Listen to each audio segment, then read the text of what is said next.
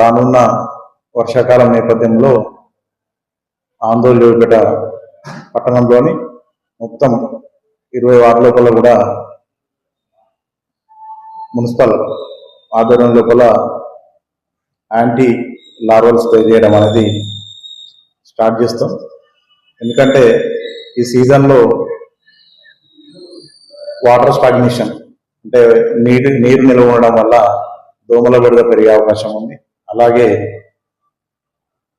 పిచ్చి మొక్కలు ఇవి కూడా పెరిగే అవకాశం ఉంది. కాబట్టి దానికి తగ్గట్టుగా వార్డుల వారీగా ప్లాన్ చేసుకొని వార్డ్ వైజ్ పిచ్చి మొక్కల తొలగింపు, అలాగే డ్రైన్స్ ఏవైతే మనకి కచ్చా డ్రైన్స్ కొన్ని ఉన్నాయి, పక్కా డ్రైన్స్లో రెగ్యులర్గా మేము శానిటేషన్ అనేది చేయడం జరుగుతుంది. కానీ కొన్ని కచ్చా డ్రైన్స్ పూడిగా ఉండడం వల్ల సరైన విధంగా వాటర్ వెళ్ళే పరిస్థితి ఉండదు. సో అట్లాంటి డ్రైన్స్ను గుర్తించి యుద్ధ ప్రాతిపదికన ఈ మంత్ లోపల తీయించి వాటర్ నిల్వ ఉండకుండా వెళ్లే విధంగా చర్యలు తీసుకోవడం జరుగుతుంది.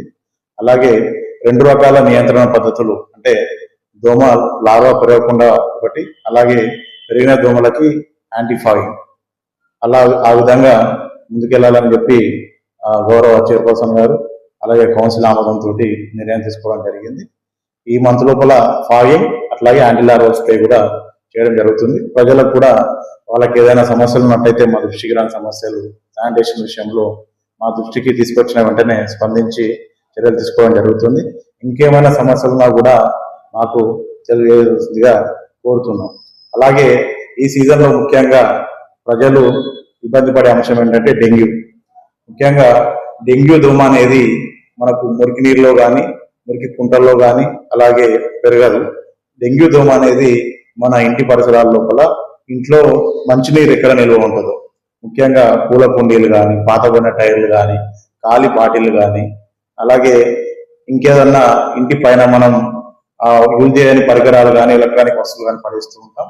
ఆ వాటి లోపల నీరు, వర్షం నీరు, స్వచ్ఛమైన నీరు నిల్వ ఉండడం వల్ల డెంగ్యూ దోమ సంతానోత్పత్తి చేసుకొని అది పెరగడం జరుగుతుంది.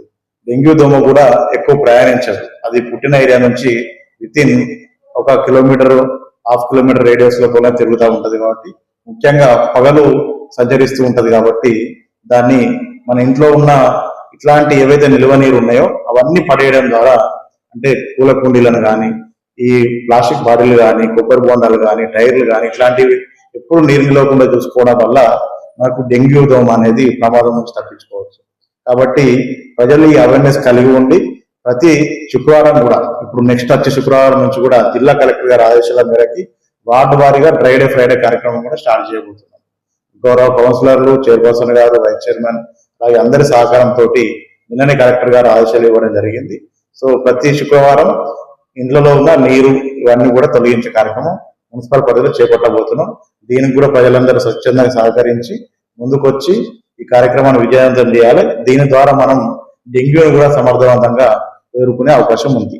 అలాగే వార్డులో కూడా ప్రజలకి ముఖ్య సూచన ఏంటంటే వర్షాకాలం లోపల మీ పక్కన ఉన్న ఖాళీ ఫ్లాట్ల లోపల కానీ చెత్త చెదరం ఎట్టి పరిస్థితుల్లో వేయద్దు. ఎందుకంటే మీకు కంపల్సరీ ప్రతి వార్డుకు చెత్త బండి వస్తుంది. ఒకవేళ ఎక్కడైనా చెత్త బండి రాని ప్రదేశం 1 డే లేట్ అయితే మాకు కంప్లైంట్ చేయండి.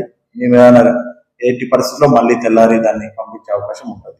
100% door to door coverage Jogipet మున్సిపాలిటీలో ఉంది, ఆందోళనలో కూడా ఉంది. సో కాబట్టి దాన్ని సద్వినియోగం చేసుకోవాలి. అనవసరంగా పక్కన ఖాళీ ప్లాట్ ఉంది కదా అని చెప్పి మీకు బయట పడేసి అనారోగ్య సమస్యలు తెచ్చుకోవద్దని చెప్పి ప్రజలకు సూచిస్తున్నాను.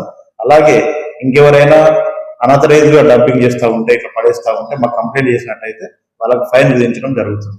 కాబట్టి ప్రజలందరూ కూడా మాకు సహకారం చేసి ఈ వర్షాకాలం లోపల జోగిపేట పట్టణాన్ని స్వచ్ఛందంగా ఉంచి ఎలాంటి రోగాలు బారిన పడకుండా ఉండడానికి సహకారం చేయాలని చెప్పి సందర్భంగా కోరుకుంటూ సెలవు తీసుకుంటాం.